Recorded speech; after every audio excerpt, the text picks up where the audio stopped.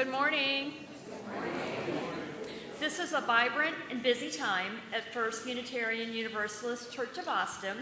So before we formally begin our worship service, we invite you to lend your attention to a few brief announcements that will let you know about some ways to get involved in the life of the church. Each Sunday, one of our caring companions is designated to be available in the sanctuary after the service to listen to any immediate pastoral needs and assist you with connecting to additional pastoral support if you would like. Today's caring companion is Joseph Hunt. And Reverend Michelle, there's Joseph, thank you. And Reverend Michelle is also available today for pastoral care. Joseph, could you please stand? But you already did. On each Sunday, we light candles in the sanctuary and along the windows to mark sacred moments in our lives. Although we do have a time set aside during worship to light these candles, you are invited to light candles at any time before or during the service when you feel moved to do so. Now, let all who have gathered in beloved community, whether in virtual space or in person, join our spirits in worship together.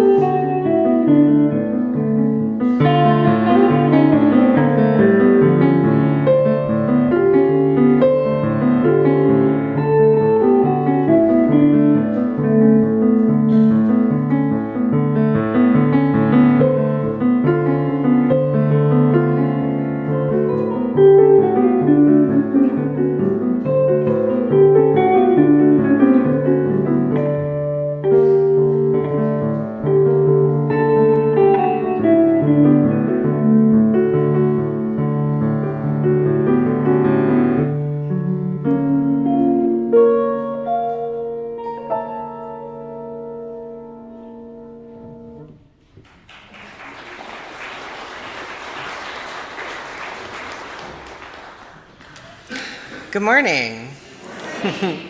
Whether you're joining us online or here in the sanctuary, welcome to First Unitarian Universalist Church of Austin. We are a spiritual community dedicated to a free and responsible search for truth, meaning, and beauty. My name is Bis Thornton. I use he and she pronouns. For those of you interested in a visual description, I am an androgynous white person with I think curly, dark hair. It's in sort of a like hobbit shag right now. I'm wearing all black. I got big, chunky black glasses, and I have a brand new septum piercing that I'm very excited about that you may not be able to see, but I am thinking about endlessly. I am many things, perhaps most saliently a member of First UU Church of Austin, so it's an honor and a pleasure to be up here in the pulpit. I'm also the chaplain at Wildflower Church, and I am also the intern minister at your Texas Unitarian Universalist Justice Ministry. And I know, big applause, especially, yeah. And it is a joy to be here with you today. I especially want to welcome you if you're new to the congregation. Hello, whoever you might be. If you are joining us remotely, and if you can, please say hello in the comments and let us know from where you're viewing the service. And if you're here in the sanctuary, please join us for the social hour after worship. It'll be in Housen Hall, which is through those doors. You will be able to find it because there will be a long line of people walking exactly there. Either way, we invite you to fill out the online visitor form at austinuu.org. Simply click on the link that says Worship, which will then show you a link to the form. We would love to get to know you better. As we work to create beloved community, we welcome all who would join us in building a better world with more love, more justice, and more peace. We welcome all who would join us in growing in mind, heart, and spirit. We welcome all who would join us in tearing down systems of oppression of all kinds. We welcome all who would join their purposes to ours in a loving spirit of right relationship. We come from a long tradition of seeing a spark of the divine in every person, and it's in this tradition, this living tradition that we get to bring alive every Sunday. I invite you to greet the holy among us, either in the comments or by turning to the person next to you. Now let us greet the holy that lives in each of us this morning.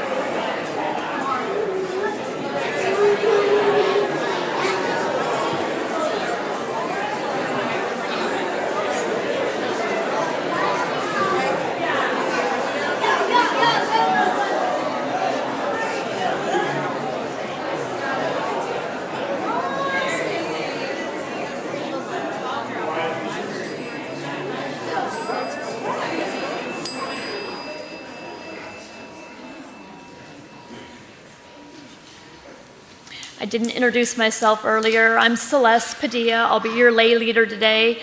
I'm a woman in my late 50s, dark brown hair, wearing all gray and black. And I am very happy to be here with you today. This is the flame no.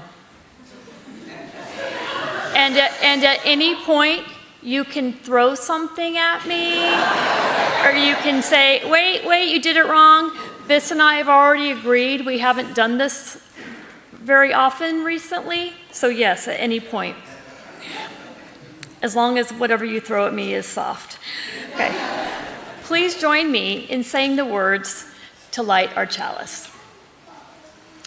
This is the flame we hold in our hearts as we strive for justice for everyone. This is the light we shine upon systems of oppression until they are no more. This is the warmth we share with one another as our struggle becomes our salvation. Our call to worship this morning is You Contain the Holy by Gwen Matthews. It is the same call to worship being used at our sibling Austin UU congregation, Wildflower Church. Whoever you are, wherever you are from, whomever you love, whatever it is you have done, you are welcome here. You are welcome to this time, this space, this moment that we carve out of often busy and chaotic weeks.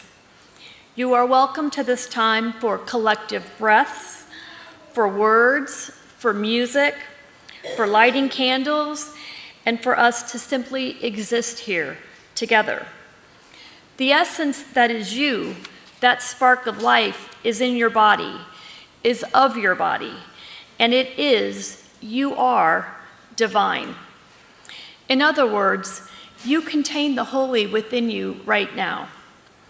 And now, I invite you to take a breath as we enter into this time of worship in body, mind, and spirit. our opening hymn. Please rise either in body or spirit and let us sing together hymn number 14 in the gray hymnal, The Sun at High Noon.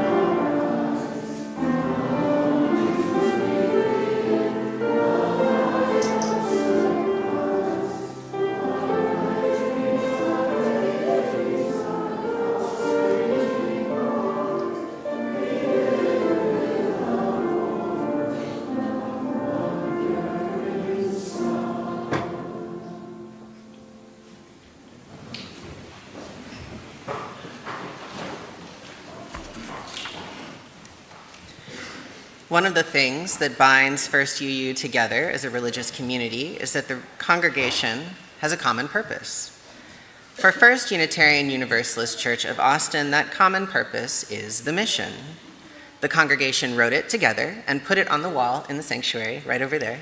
And every Sunday, church participants say it together so that we may more readily carry it with us in our hearts throughout the week. Let us say it together now. Together, we nourish souls, transform lives, and do justice to build the beloved community.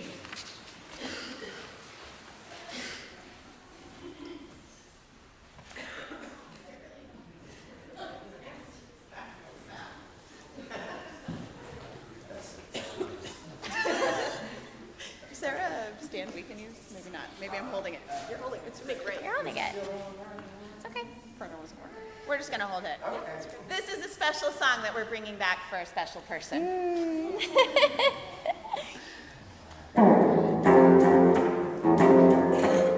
If you know it, you can sing along. If I were a fish and you caught me, you'd say, look at that fish, shimmering in the sun. Such a rare one, can't believe that you caught one. If I were a fish and you caught me, you'd say, look at that fish, heaviest in the sea. You'd win first prize if you caught me. Why is everybody on the internet so mean? Why is everybody so afraid of what they've never seen? If I was scrolling through and I saw me flopping around and singing my song, I'd say, damn, they're cute, and sing along. If I were a rock, you would pick me up and say, that's a nice rock, skippiest on the lake. Plop, plop, plop, I'm the perfect shape. And if I were a sock, you would put me on and say, that's a nice sock, happiest as a pair. I found you, now I'm not scared. Why is everybody on the internet so mean? Woohoo! Why is everybody so afraid of what they've never seen? If I was scrolling through and I saw me flopping around and singing my song, I'd say, damn, they're cute, and sing along. How lucky are we, of all the fish in the sea? Yeah, you get to be you.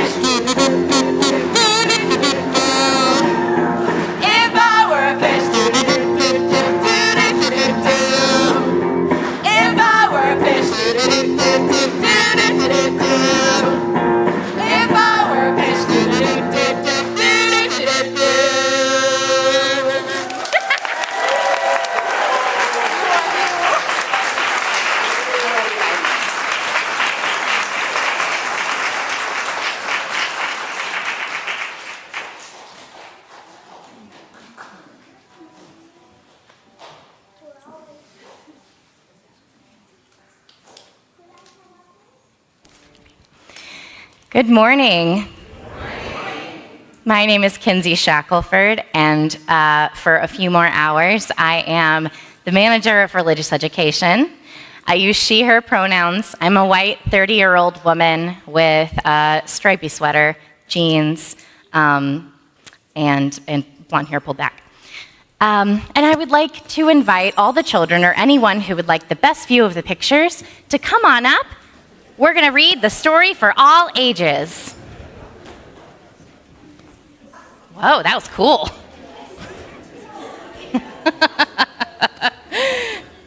Yeah.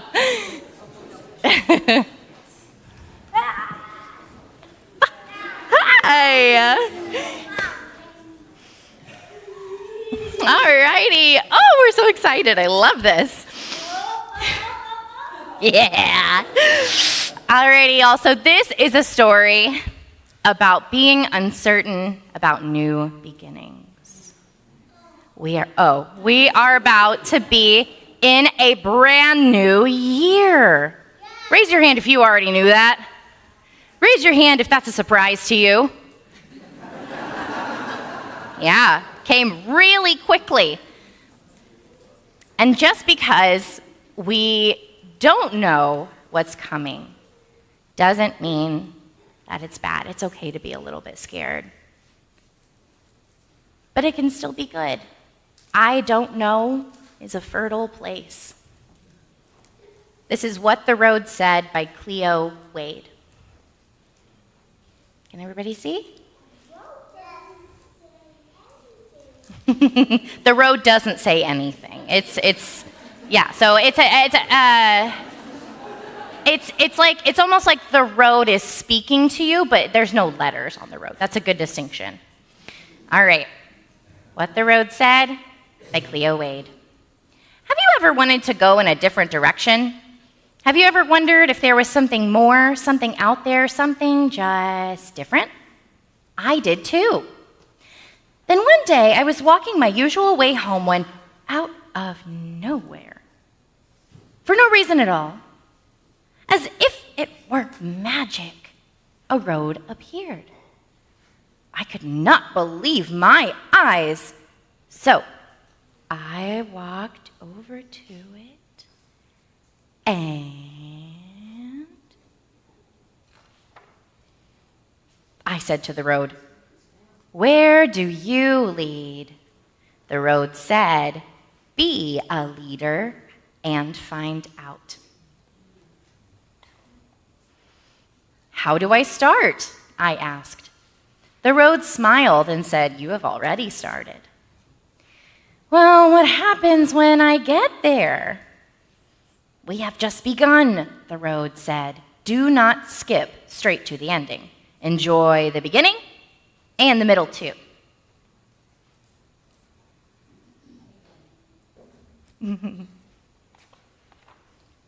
"Which way do I go?" "That is your choice to make," said the road. "But what if I go the wrong way?"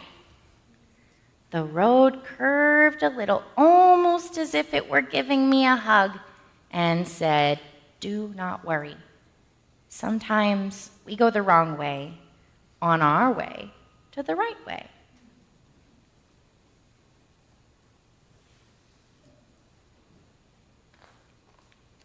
What if I get scared? "That's okay. You are brave," said the road. "But what does it mean to be brave?" I asked. The road guided me through a very gloomy forest. Even though I was frightened, I trusted the road.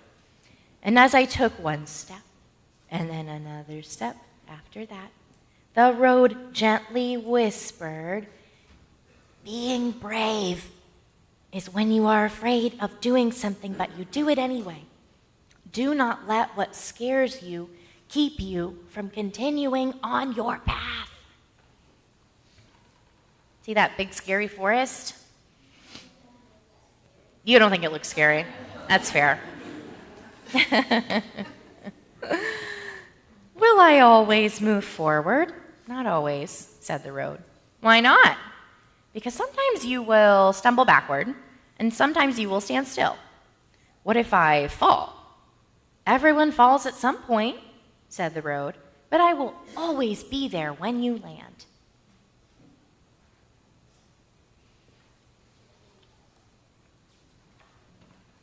What if I get lost? There may be some days that feel long and dark, said the road, but I promise that no matter what, I will give you the evening stars and morning sun to light your way. What if I grow weary or get hurt?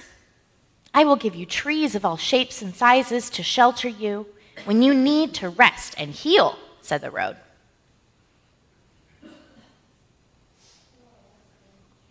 Yeah, that's a giant tree. What if I get lonely? You are never alone, said the road. What if I change? Come with me, said the road. And as I moved forward, the road introduced me to a caterpillar and a family of seeds. Now, caterpillars are famous for what? Turning into butterflies, and that's a change. Let's see. Let's connect the dots here. We did not stay long. The road began taking me on a journey through the seasons. I watched summer turn to fall, and fall turned to winter. And as spring was upon us, I realized we had gone in one beautiful big circle, just like we have in this year. I looked down and found I was standing in front of the caterpillar and the seeds once more. Only the caterpillar was no longer a caterpillar, and the seeds had turned to flowers of every color, swaying in the sun. The road then raised me up and said, "All things grow and change." That's the magic of being alive. You too will find your wings. You too will bloom. No living thing is meant to stay the same.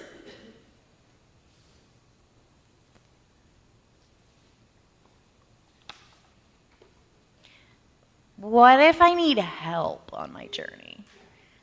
Ask your fellow travelers along the way. What if they're mean to me? Lead them to kindness, the road said. How? By being kind.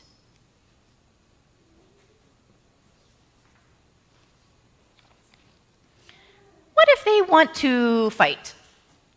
Lead them to peace, said the road. But how do I lead them to peace? By listening to their stories, telling them yours, and reminding them that you are all on this journey together. What if the world around us is filled with hate? Lead it to love. How? By sharing the power of your love with it, said the road.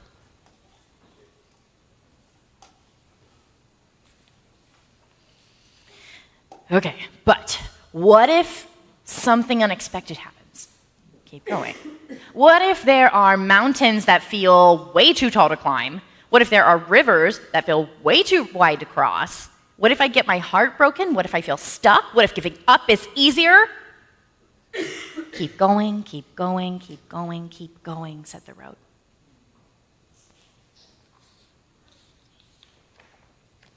What if I can't do it? You can, said the road. How do you know? Because you've come this far, said the road. I love this picture. I love this one. Yeah, it's like the planet we live on, you're right. I said to the road, where do you lead? The road said, be a leader and find out. Be a leader and find out. The end. Thank you all for being brave with me and sitting here reading this story with me today. Today is my last day. And so after this, we are going to go play with some model magic. And we're going to go play outside on the playground. We're going to have such a fun time. What about playing Sand Scooper? I think we can arrange that.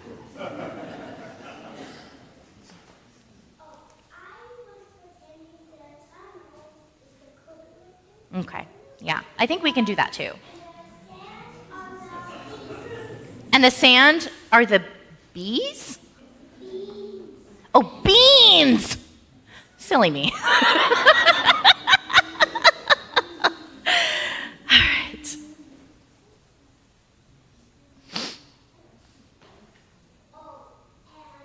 Yes. Dirt is the rust. Okay.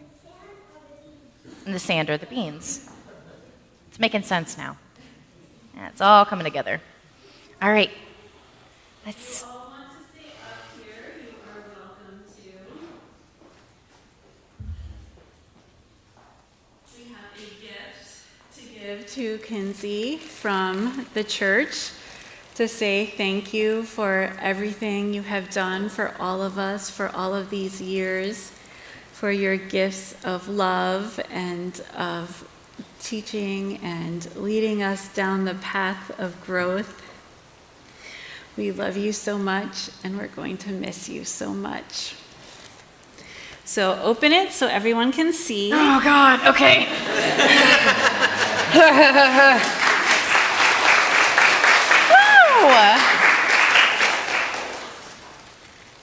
Oh, this is beautiful. Thank you. It says howdy on the bottom.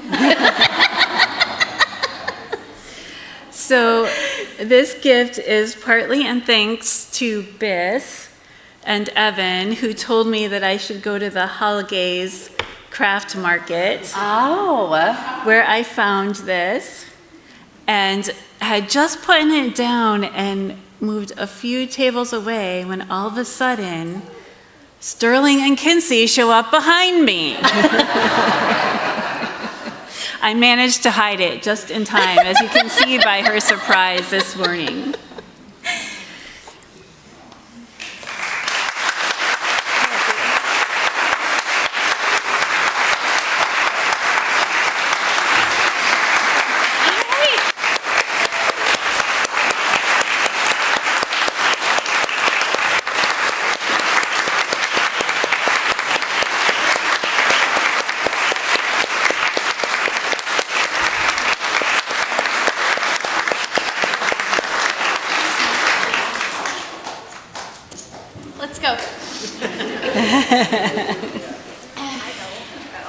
Let us sing together one more time.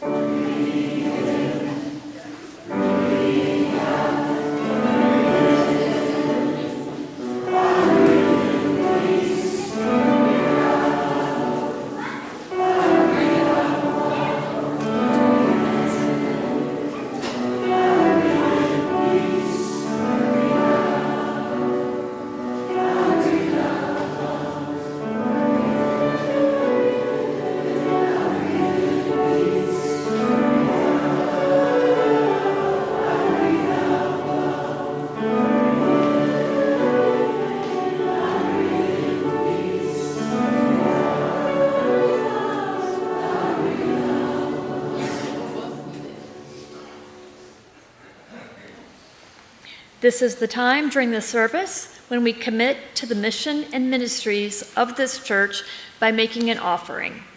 We give out of our own so that together we might build a better world. If you are visiting with us today, please allow the plate to pass you by. You are our guests. You can give in a few different ways by going to austinuu.org and clicking on the link on the top right side of the page, or by texting your contributions to 84321, or by placing an offering in the baskets the ushers are about to pass. Here in the sanctuary, the ushers will now collect our offering.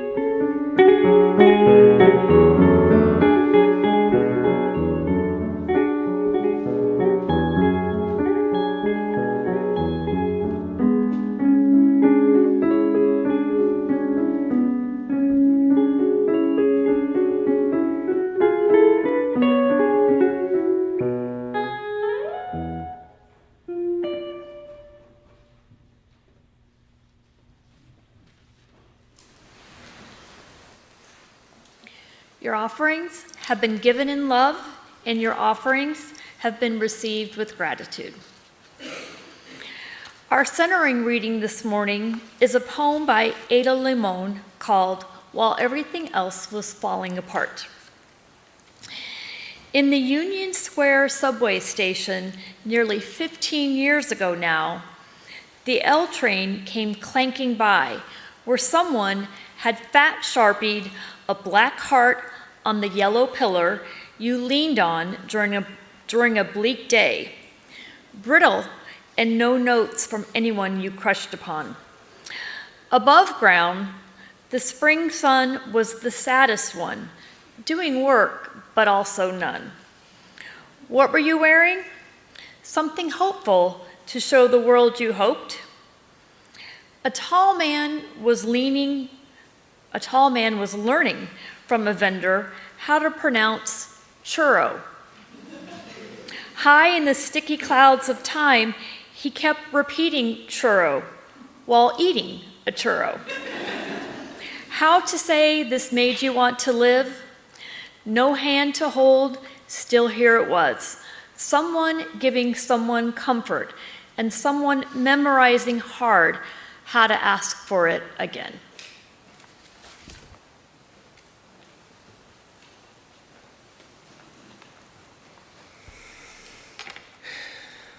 This is the time in our service where we center ourselves together. We breathe together. Will you take a deep breath with me?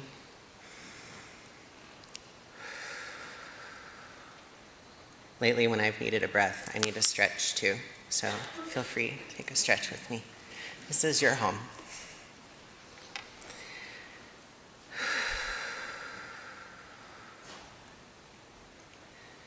Breathing together, let us sense one another's loving presence.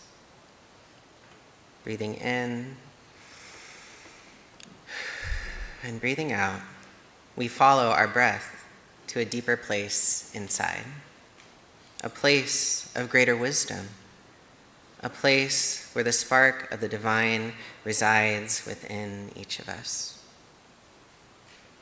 I'd like to invite you to close your eyes if you like, if you haven't already, and find some comfort if it can be found, even if it's just in one small part of your body. It might be in your ear, it might be in your thumb, it might be in your shoulders, it might be right between your nose and your mouth. And if it can't be found, that's all right. Maybe another time. Let's take another deep breath.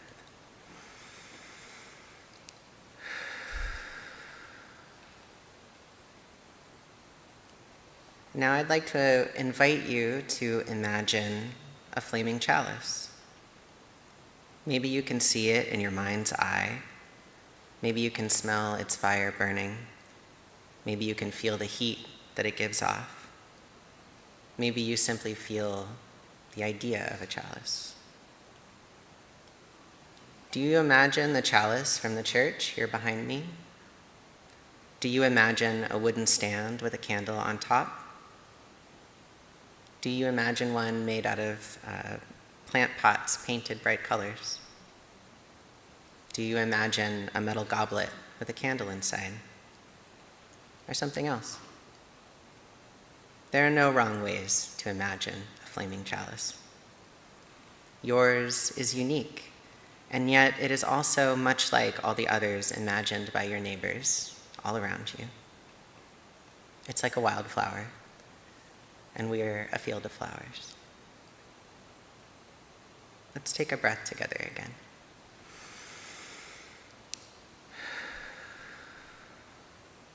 This chalice is yours to light the way, to hold what is sacred, to remind you that you are loved, and so is your neighbor. It stays in your heart, burning. And now, with our chalices, let us enter into a time of sacred silence, where we find that even in our silence, the ongoing sounds of this world also speak with the voice of the divine.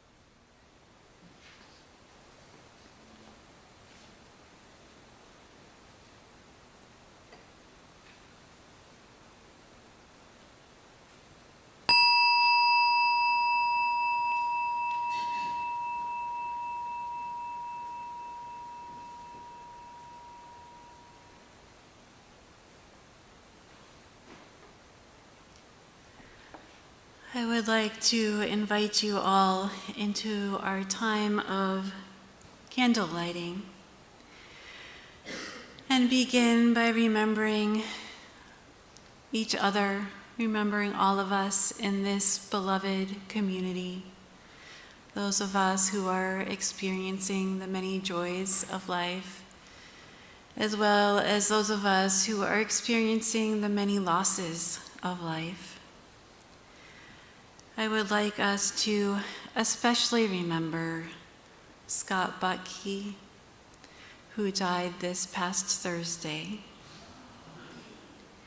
and hold in our hearts his family, Ellen, his sister, who's here in Austin, as well as his mother and brother who live out in California,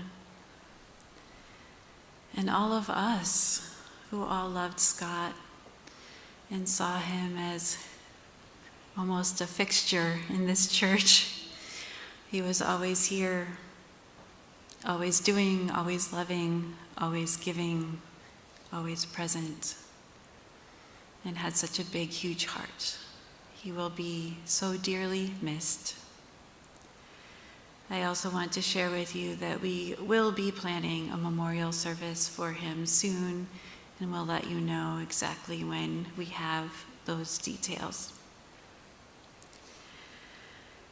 So as we prepare to light all of our candles, I will begin by lighting a candle for Scott.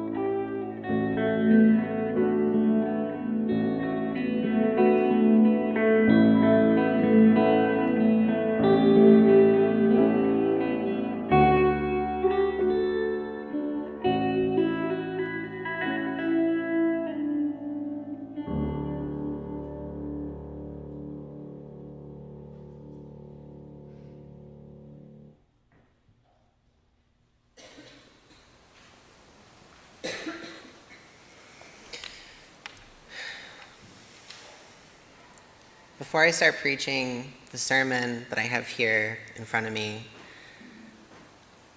I'm glad we're here together. That sucks, and I'm sad. And I think that's the main thing I want to say about it. So thanks for being here.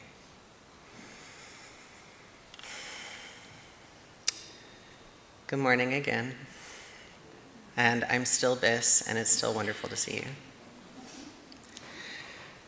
We're heading for the end of the year, and I think we're all heading towards a lot of endings, and we are experiencing them at the same time as we're heading towards other ones. Here in the congregation, we just got hit pretty hard together. And we are at the end of Kinsey's time with us. Ends are all around us in the world too. However we may feel about it in the particularities, we are all facing the end of our current presidential administration. I also know a lot of people who are experiencing the end of their old physical capacity, the end of a loved one's life, the end of their own. Many of us are watching our friends move out of state, maybe even out of the country. There are a lot of endings right now for many of us, all around us, and it's true that those endings may come with some new beginnings, but they're still endings. And that's what I want to spend some time with today. If you've heard me preach before, this probably will not surprise you, but I'm here in the pulpit today to tell you some stories. First, I'm going to start with something from one of the sacred texts that's nearest to my heart, which is the Bible. Specifically, I want to tell you a story from the end of the Gospel of John, which is one of the 4 versions of the life of Jesus Christ that you can find in your typical Christian Bible. Before I start, I want to say that I feel a little bad telling a story from this part of Jesus' life because it was just his birthday. He's still a baby. So glad that got a laugh. I got to be real with y'all. Thank you. He's still a baby, and I'm up here like, okay, it's time to talk about how he died, and then some other stuff happened, and it sucked, and it was really sad. That seems crummy. I love Christmas, and I really love celebrating his birthday, so how could I do this to him? How could I jump to the end? That's crummy of me. I wondered about this a lot. I chose this sermon weeks ago to preach it, and it was hounding me. It felt like it was calling out to me to tell it to y'all today. And I think the answer to that question is this. I'm worried, and I'm scared, and I'm sad. I think about the coming months and the coming years, and I feel dread. I look at new things, and I feel like I can already see the terrible end that they're hurtling towards. Or in other words, even new things these days throw me towards an anticipatory grief. That's the dread that I feel. And maybe you feel a little bit of that too. And if we're stuck here together, I figure, why won't we get together in this sanctuary that we love and move towards that feeling and take off our shoes and see what holy things we might find there. The other thing I want to say is this. This is like an unnecessary, I feel like, caveat, but I'll say it anyway. I'm not asking you to believe anything in particular about this story. I'm also not asking you to know anything in particular about this story. I just want to tell it to you as I know it, and I hope you'll enjoy the telling. So let's try sitting down inside of the story and feeling around. Feel free to close your eyes if it helps. Sometimes when I'm at church, I close my eyes throughout the entire sermon. It helps me concentrate. So please feel free to do that if it helps you. And if you're going to be inside of this story, you might be wondering who you are. For now, imagine this. Jesus is your teacher, and you love him very much. You are his disciple. You learn from him. He has been teaching you freedom and love. And so you follow him because he has given you this gift, and you want to learn more and maybe even make the world into a place where everyone finds the freedom and the love that you did. So he travels around teaching, and wherever he goes, you go, and you've left your life as a fisherman behind to come join him. He is not a stained glass window or an idea in a book. He is a man who lives in the world. He has eyes and a smile and hair that he keeps in a particular way. You've watched him eat bread. You saw him trip on a rock one time. one time. Yes, just the one. You've heard his voice belting out over a crowd or speaking softly at a table. You've had the same sand on your legs and stood beneath the same oppressive sunbeam. He's maybe one of the strangest people you've ever met in your life. He has a funny way of speaking that's very distinctive, and it's so distinctive that, in fact, that you can imitate it. Sometimes before he says something really important, he says, "Truly, truly, I say to you." Can you imagine being with your friends and imitating this when you're imitating him? You're like, remember that time? Truly, truly, I'd say to you. You know this man. You've built your life around him and around your friends who also follow him everywhere he goes. And one day, this man that you knew and loved died. It seemed like he knew he was going to go. You looked at him one day and he seemed to be a sailor, standing on the deck of a ship that you couldn't board, facing away from you and towards the sea, towards the horizon.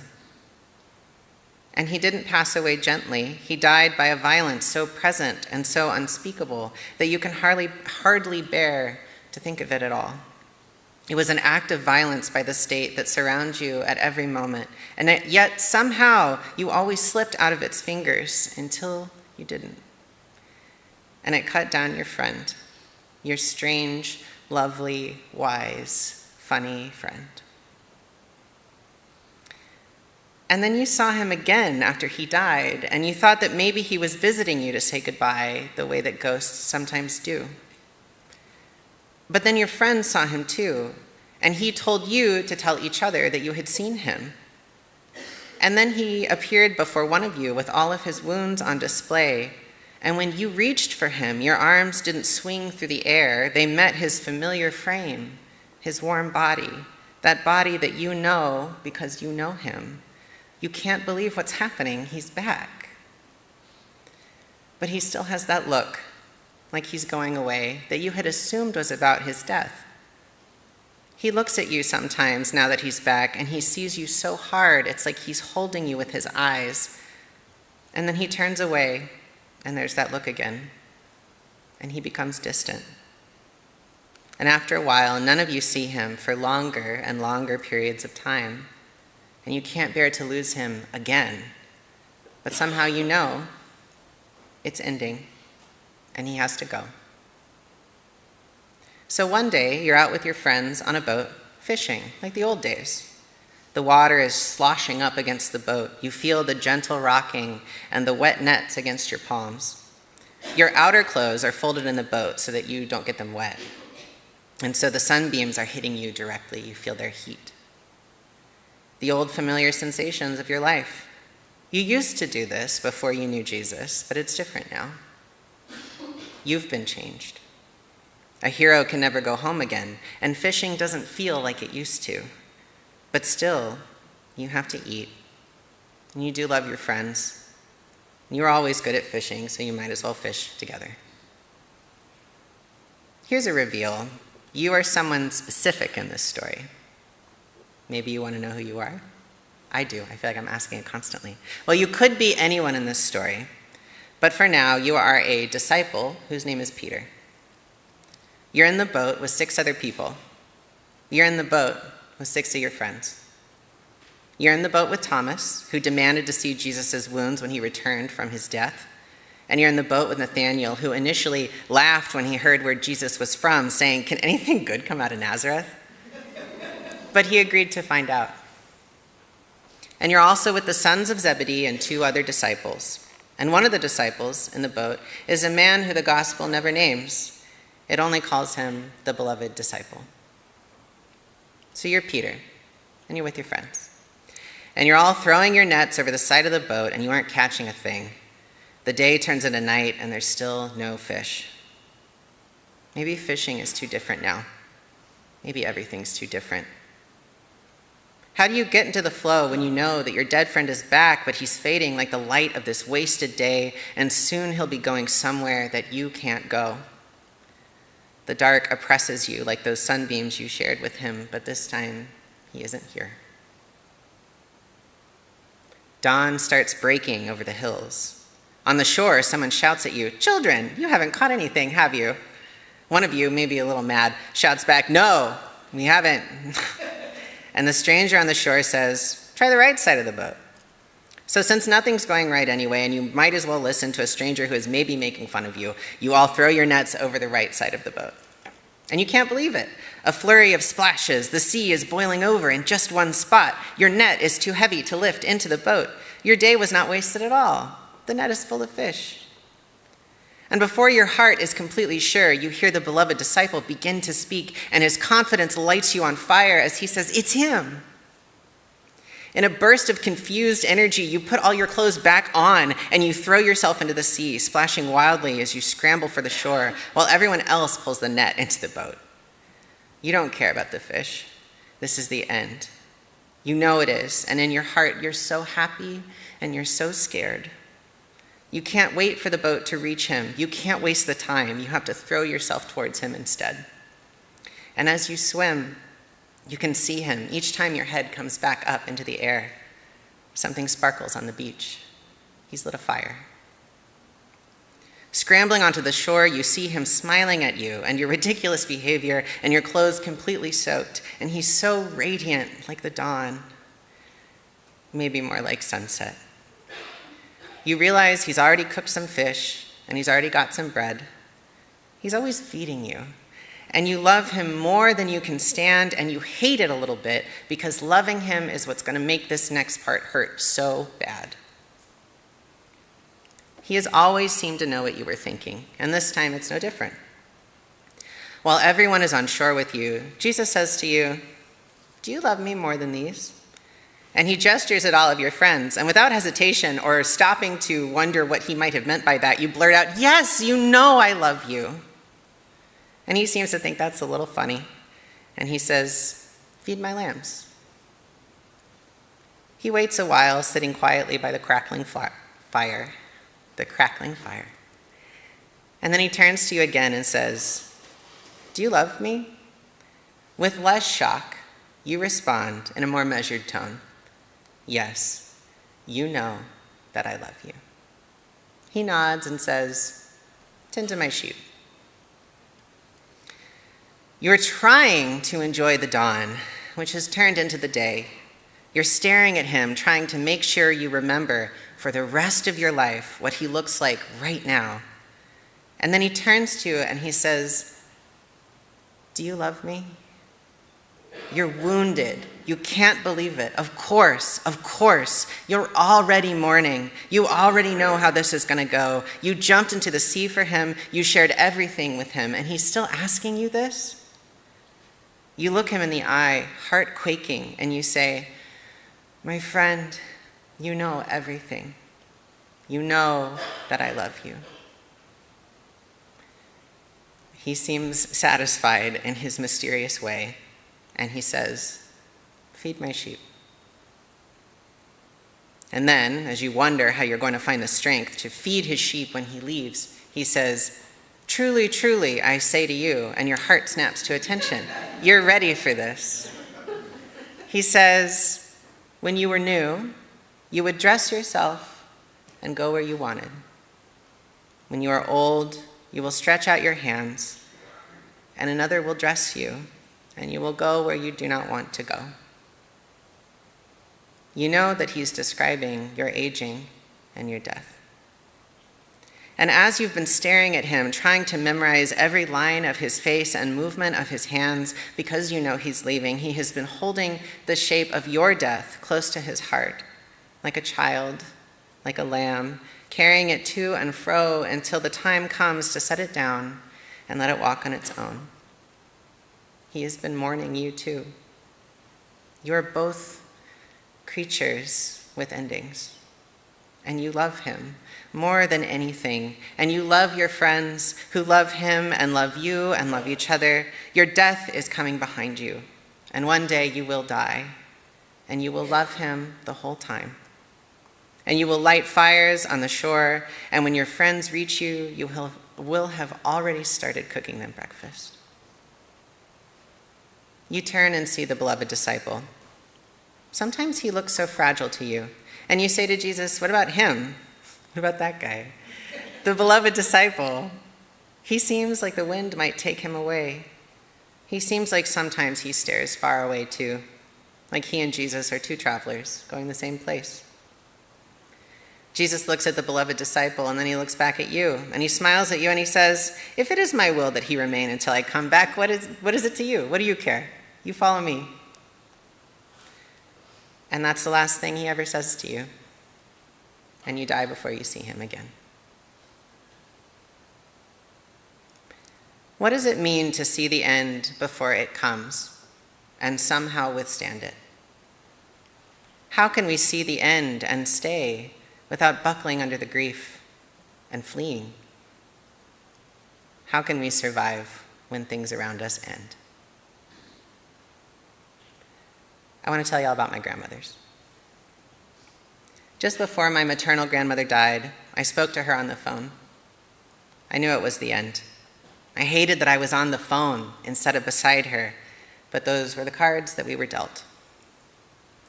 She didn't ask me, do you love me? But everything I said, I felt like I was telling her over and over again, I love you, I love you, I love you. You know that I love you. I was so scared I would forget to tell her something I was grateful for, but I knew that she already knew. We loved each other. It didn't matter if I forgot to say something. We both knew. Before my paternal grandmother died, I visited her in the hospital. There was a lot of difficulty between us, but when we saw each other, it didn't go away, but it changed. It was the end. I remember when I came into her hospital room and stood next to her bed, and she opened her eyes and saw me for the first time in 6 or 7 years, the first thing she said to me was, am I dead? That's how surprised she was to see me. In life, she loved to go on adventures. And after she died, I had a dream. We were on vacation together by the sea. The water was so beautiful, I begged her to come swimming with me. And eventually she did, but the waves got choppy, and I got scared. As I swam back to shore, she was swimming out into the sea, and we passed each other. And for one moment, we locked eyes. I wondered if I should tell her to come back, but I didn't. And she swam out into the sea, never to return, a traveler going somewhere I couldn't follow. Maybe like Peter, she jumped into the sea with all her clothes on to swim towards someone she loved, someone who taught her freedom long ago. After my maternal grandmother died, I saw her in a dream too. I was standing inside of her house and looking out the window. In life, she loved to host holiday meals, and she was an incredible cook. And in my dream, as I looked out the window, I saw a long table glowing with golden light. And all along it were seated countless people, and my grandmother was walking up and down it, serving everyone something to eat. When I think of Jesus on the shore waiting for the disciples, a fire already lit, I think of her. Endings recur and echo into one another. They are unique and common all at once. I too am a traveler, and someday I will go where my loved ones cannot follow. Before I go, I hope I too will light a fire and feed them breakfast. Because of my love for my grandmothers, I carry something of them with me into my life. And perhaps I will carry something of them too into my death. Perhaps it can't be helped. As humans living on this earth, death is something we have in common. Endings are something we have in common. Walking into this story, I have searched for what is holy.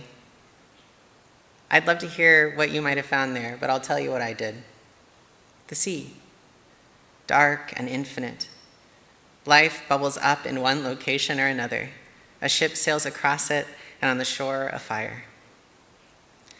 The sea is more vast than any of us, surrounding us, creating us, calling us up into the air, into existence, calling us down into the darkness again.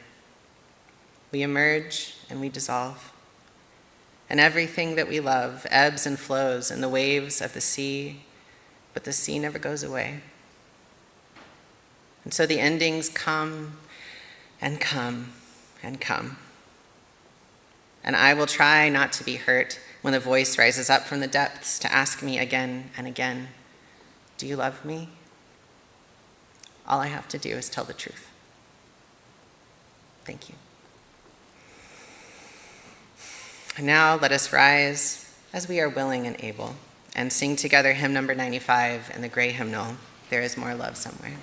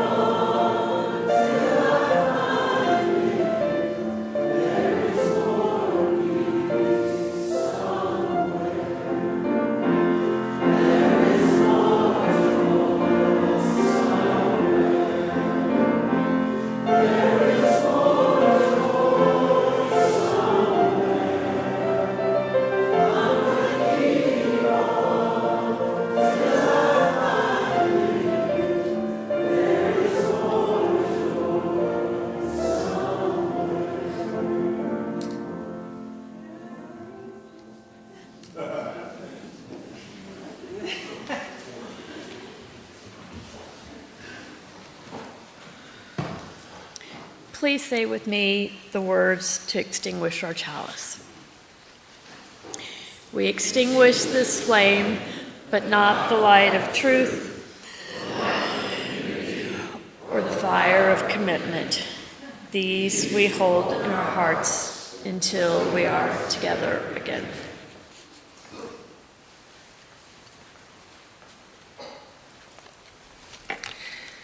As a benediction today, I'd like to share this poem by Jan Richardson titled Blessing for the Brokenhearted. It was given to me by a friend yesterday, and so I'd like to pass it along to y'all now. It opens from a quote by Thoreau. There is no remedy for love but to love more. Let us agree for now that we will not say the breaking makes us stronger, or that it is better to have this pain than to have done without this love. Let us promise we will not tell ourselves time will heal the wound, when every day our waking opens it anew. Perhaps for now it can be enough to simply marvel at the mystery of how a heart so broken can go on beating, as if it were made for precisely this. As if it knows the only cure for love is more of it, as if it sees the heart's sole remedy for breaking is to love still, as if it trusts that its own persistent pulse is the rhythm of a blessing we cannot begin to fathom, but will save us nonetheless. Amen. Thank you. Blessed be.